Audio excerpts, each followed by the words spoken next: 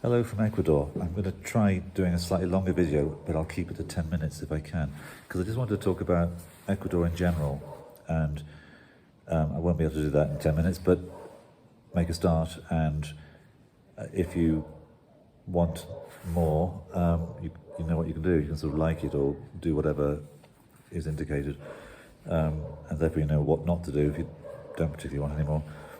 But I've come away for a few days from my quite busy schedule and quite exhausting visiting of churches and communities in Ecuador, and I've come away for a few days to a very different part of Ecuador up in the mountains. It's very beautiful.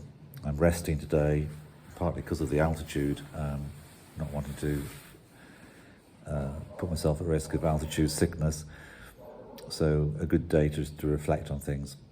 So about Ecuador. It's my third visit here. Each of those visits has been quite extended. One was 7 weeks, one was 3 weeks. This will be about 5 weeks in all. And pretty intensive as well, because I just don't get to touristic places. I suppose this is the nearest I get. Because of what I'm doing, visiting churches and things, and they're all in some really poor communities. So I'm kind of seeing a side of Ecuador, which of course is very, very genuine. It's just that I'm sort of seeing your ordinary average Ecuador. I'm not seeing much of the more salubrious bit. Anyway, Ecuador. I'll start with transport, just because it's fun and I like it, and there's a lot of it. And before I explain about that, I should say that Ecuador, although it's a small country by comparison with others, it's one of the smallest in South America. It looks a bit like a postage stamp, top left-hand corner of your map of South America, but in fact it's vast, and it's made up of 3 different, very neatly defined geographical areas, with the El Oriente, the eastern bit, which is sort of the jungle and petrol refineries and oil wells.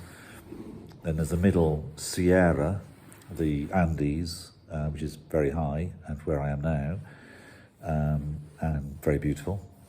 And then there's the big, huge lowland coastal plain, which is called sometimes La Litoral or simply La Costa, the coast.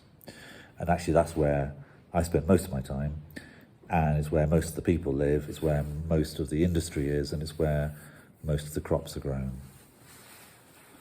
Getting around, either locally or the whole country, it seems to be a very big part of life. It's a busy process. Long distance, you're talking always buses. There's no trains. There is still a railway line between Quito and Guayaquil, and if they ever do as they have threatened to do for decades, revive it and open it as a tourist attraction, it will be awesome. But there's no sign of it yet still. But no trains, so buses are your thing. And there's a vast system of buses, all run by different companies, and bus stations are a big feature of most towns, sometimes massive out-of-town places now, more often in the town centre somewhere. And then there'll be various offices with windows all around the place, so you go to whichever window is selling tickets for your destination, your company. Sometimes, if it's a busy route, there'll be 2 or 3 companies covering the same route. Tickets are cheap. I took a bus here today from Quevedo up to Zumba, and it's about 70 miles. Took 4 hours, albeit with a couple of stops for getting out and have a cup of tea, or the driver to get off, but it took 4 hours, and it was a lot of climbing, hairpin bends and so on, so it went pretty slow. It cost under £2. It might cost a bit more than £2 if you didn't have the old age discount. So they're very cheap. There's loads of them, and I find them all quite exciting and great. But the downside is more often than not, they're packed out with people, so they can be a bit uncomfortable, particularly down in the lowland when it's hot. Just occasionally you get an air-conditioned one. I got caught out on a bus ride recently. I hadn't worn anything but a shirt top for warmth for 2 weeks. Got on the bus to Guayaquil, and it was one of these big swish air-conditioned ones. I was freezing. But more often you're kind of, they'll open the windows wide and they can be quite hot and sweaty.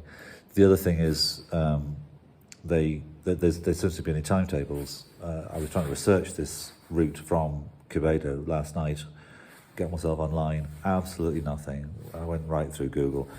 And even when I went to the bus station, went to the window, there's nobody there. The window next door said, "Oh, she'll come back sometime." There was no timetable up, so I thought I could be here all day. In fact, there was another one half an hour later. So perhaps that's why they don't have timetables, there's just so many buses. There are local buses, and they're fun, I love those. They're really cheap, they're really old, they're really decrepit. They cost 35 cents, so about, 30p. Or if you're old like me, they cost 20 cents, about 15p. And they go everywhere, and they wend their way through tiny little narrow unmade up roads through the slums and whatever. But again, there's no timetables. You just and there are no bus stops either, because, or there may be, but they don't ignore those because they make their money. The driver pays a franchise and has he pays all the expenses then, but he collects the fares. So it's in his interest to stop. So it doesn't matter where it is. It could be really in a busy junction, but he'll stop and pick up passengers, and he'll do quite a lot of manoeuvring to get past the bus in front, so he can get the first choice of the next lot of passengers. So a bit chaotic as well, but fun. Then taxis are a mode of transport because they're not expensive like a luxury item like I feel they are at home. A ride, you go into town to do the shopping or whatever, which for us would cost perhaps 12, 15 quid in a taxi, or perhaps a bit less with an Uber or something, but here would cost you $1.50, so less than £1 probably.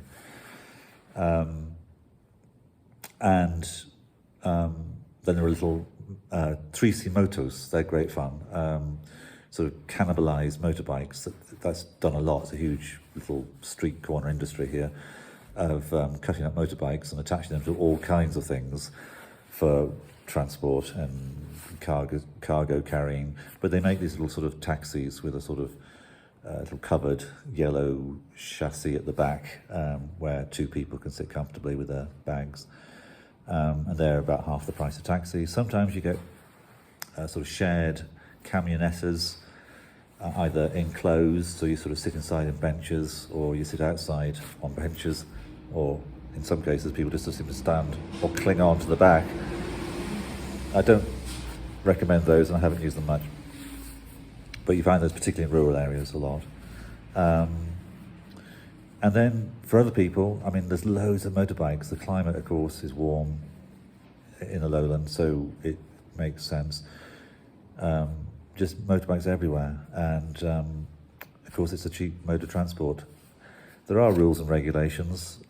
Helmets are compulsory, but I think about only 1 in 4 motorbikes I've seen ridden by somebody in a helmet. And people don't just ride pillion. I've seen families of 4 on motorbikes. Seeing 3 is quite common. 4 is a bit more unusual, but not that unusual either. And nobody would ever stop them. I've never heard of anything like that happening. Downsides, I mentioned about the slow roads. The roads are often full of potholes still. Sleeping policemen, mudos they call them, or sometimes homemade ones. Local community puts a piece of ship's rope with a bit of cement across the road to make you slow down, which has the double advantage of giving an opportunity for people there to try and sell your stuff as you have to slow down over the bump. And even on the busiest roads, there'll be people selling stuff and crossing the road because they have to. And the driving is scary. So I would never want to drive, I don't think, in Ecuador. But getting around. And then to finish with, just today, no, my favourite public transport, it could be called, was one time in Riobamba, I think it was. I had a few hours between buses, so I got a taxi into the town centre, and I thought I'd walk back. I had time, it's downhill. So I was on my way back, I hoped the right way. I wasn't too sure. So I stopped and asked a policeman, who was very helpful, and he said, well, which bus station? Well, I didn't know there was more than one. Then he said, well, where are you going? When I said Guayaquil, he said, oh, well, your bus station isn't down here, it's the other side of town. And I looked a bit crestfallen because I might well miss it, and I was going to have to rush on foot. And he said, just I'll give you a lift. So he went and got his little motorbike, put me on the back of it, and off we went. And of course, being police, he went all through the pedestrian area and then whooshed down the hill and delivered me to the bus station in time to catch my bus to Guayaquil. So that's a bit about Ecuador to start with. If you like it, let me know. I'll try and post something else. With love from Chogchilan in the Sierra in Ecuador.